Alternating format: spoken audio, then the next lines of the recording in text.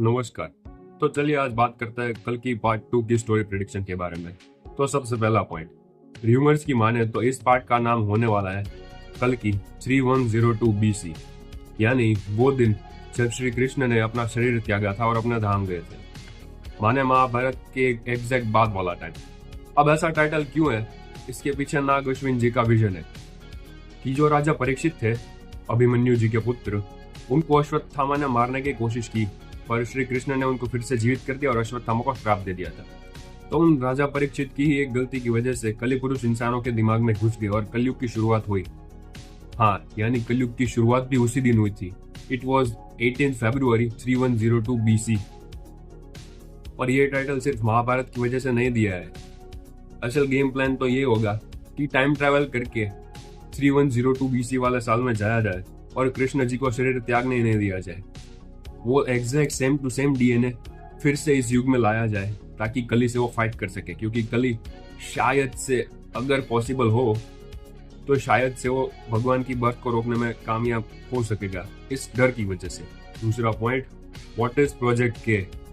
देखो, इसके बारे में कोई एग्जैक्ट नॉलेज नहीं है, पर ये प्रोजेक्ट कृष्ण हो सकता है, प्रोजेक्ट कली हो सकता है, या प्रोजेक्ट कुरुक्षेत्र भी हो सकता है।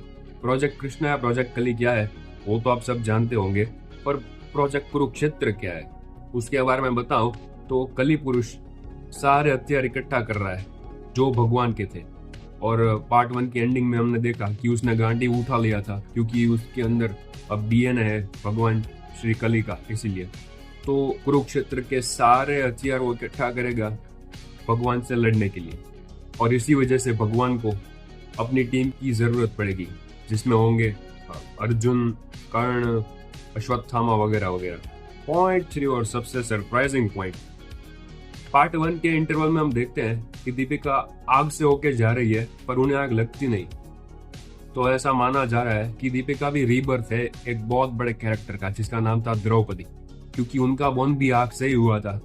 तो ऐसा माना जा रहा है कि दीपिका भी द्रौपदी का रीबर्थ है, जो कि भगवान कृष्ण को हेल्प करेगी। और जैसा कि उनको भूदेवी कहा जाता है, तो उन्हीं में पावर है कि भगवान को अपने पेट में हेल्प कर सके।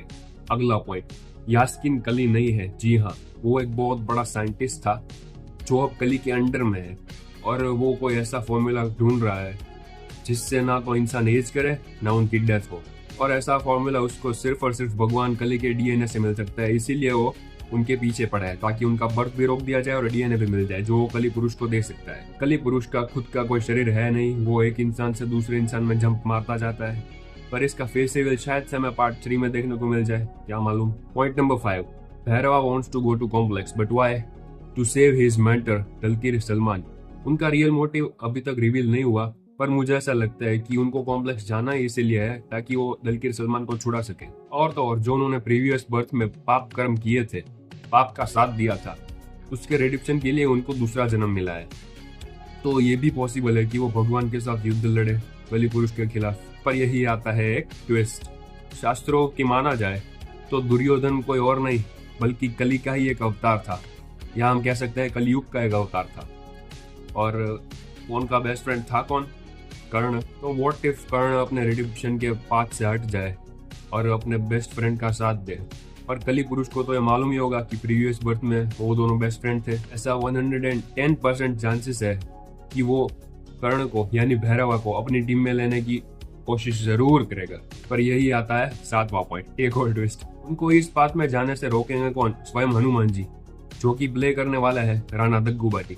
हाँ, और वही कर्ण की यानी कि भैरवा की ये मेंटालिटी दूर करेंगे कि मुझे प्रीवियस बर्थ का बदला लेना है। 8वां पॉइंट, जैसा मैंने कहा कली पुरुष सारे शस्त्र इकट्ठा कर रहा है, तो हमें महाभारत जैसा एक और सीक्वेंस देखने को मिलेगा, गांडीव वर्सेस कर्णास धनुष।